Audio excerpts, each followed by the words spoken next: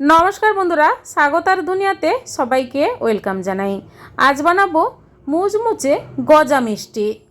সবার প্রথমে একটা বড় মিক্সিং বলে দিয়ে দিলাম 250 গ্রাম ময়দা, সামান্য পরিমাণ লবণ আর দিয়ে দেব 3 টেবিল স্পুন ঘি। ঘিয়ের পরিমাণটা একটু বেশি দেব, তাহলে গজা মুচমুচে হবে, খেতে ভালো লাগবে। এবার ময়দার সঙ্গে ঘিয়ের মনটা হাতের সাহায্যে ভালোভাবে মিশিয়ে নেব। মেশানোর সময় আপনারা দেখবেন যে হাতের মধ্যে জড়ো করলে এক জায়গায় জড়ো হয়ে যাচ্ছে, তাহলে বুঝবেন যে মোয়ানটা ময়দার সঙ্গে ভালোভাবে মিশে গেছে। এরপর অল্প অল্প করে জল দিয়ে ময়দার ডোটা তৈরি করে নেব। আর ডোটা আপনারা অল্প অল্প করে জল দেবেন, নরম করে মাখাবেন না, একটু শক্ত হবে, তাহলে গজাটা খেতে কিন্তু ভালো লাগবে। এবার ঢাকা দিয়ে মিনিট 20 রেখে দেব। এবার আমি চিনির শিরাটা তৈরি করে নিচ্ছি। একটা বড় পাত্রের মধ্যে দিয়ে দিলাম 2 কাপ জল, আর ওই কাপে দিয়ে দেবো 1 কাপ চিনি। চিনি শিরাটা বানানোর জন্য পরিমাণটা আপনারা ঠিকঠাক দেবেন, তাহলে শিরাটা কিন্তু ভালোভাবে তৈরি হয়ে যাবে। গ্যাসের ফ্লেমটা মিডিয়াম করে মিনিট 5 ফোটাবো। 2টো ছোটো এলাচ দিয়ে দিলাম, আর সামান্য পরিমাণ কেশর দিয়ে দেবো চিনির শিরার কালারটা ভালো আসার জন্য।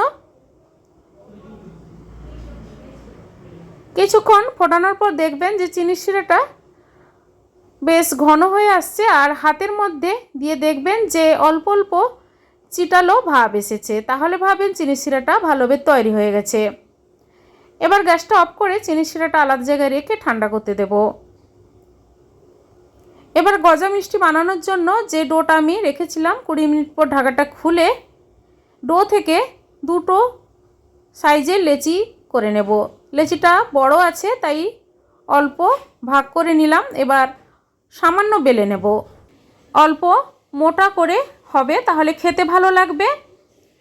এবার ছুরি দিয়ে প্রথমে লম্বা শেপে এভাবে কেটে নিচ্ছি, তারপর ছোট ছোট করে চৌকো শেপে কেটে নেব।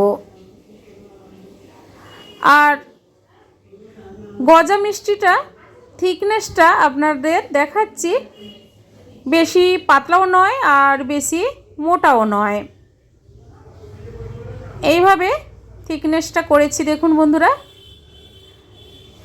সবগুলো কেটে নেওয়ার পর গ্যাস অন করে আগের থেকে আমি রিফাইন তেল গরম করতে দিয়েছিলাম। তেলটা প্রথমে ভালোভাবে গরম করে নেবেন, তারপর গ্যাসের ফ্লেমটা একদম লো করবেন।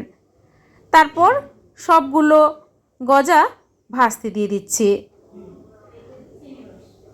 হাই ফ্লেমে করলে গজাগুলো পুড়ে যাবে আর ভেতরটা কাঁচা থেকে যাবে, তাই গ্যাসের ফ্লেম লো রেখে কিছুক্ষণ টাইম দিয়ে ভাজতে হবে, তাহলে মুচমুচে হবে গজা। দেখুন ভাজাটা হয়ে গেছে, কালারটা কিন্তু গোল্ডেন ব্রাউন কালার এসে গেছে। এরপর কড়াই থেকে প্লেটে তুলে নেব। বাকিগুলো গজাও আস্তে আস্তে করে ভেজে নেব। আর এই গজা বাড়িতে বানিয়ে কৌটোতে রেখে দেবেন, খেতে কিন্তু খুব ভালো লাগবে। সবগুলো গজা ভাজা হয়ে গেছে, প্লেটে তুলে নিলাম। এরপর চিনি রসে দিয়ে দেব। আর চিনি রসে দিয়ে আপনারা বেশিক্ষণ রাখতে চাইলে আপনাদের পছন্দ মতো আপনারা রেখে মিষ্টি খেতে ভালোবাসেন যারা বেশি, তাহলে চিনি শিরাতে বেশিক্ষণ রাখবেন। আমি 5 মিনিটের মতো টাইম দিয়ে ঢাকা দিয়ে রেখে দেব। তারপর আমি প্লেটের মধ্যে সার্ভ করে নেব মুচমুচে গজা। বন্ধুরা, এইভাবে গজা মিষ্টি বাড়িতে একবার বানিয়ে ট্রাই করে দেখুন, খুব ভালো লাগবে, বাচ্চা থেকে বড় সবারই ভালো লাগবে। আর আজকের এই গজা মিষ্টি রেসিপিটি আপনাদের কেমন লেগেছে কমেন্ট করে অবশ্যই জানাবেন, লাইক করবেন, আর আমার চ্যানেলটি বন্ধুরা সাবস্ক্রাইব করে নেবেন। পাশে থাকা বেল আইকন প্রেস করবেন। আমার চ্যানেলে যখন কোনো নতুন রেসিপি দেব আপনাদের কাছে নোটিফিকেশান খুব সহজে পৌঁছে যাবে। একটা গজা আপনাদের কেটে দেখাচ্ছি কত সুন্দরভাবে তৈরি হয়েছে। আজ এই পর্যন্ত, সবাই ভালো থাকুন, ধন্যবাদ।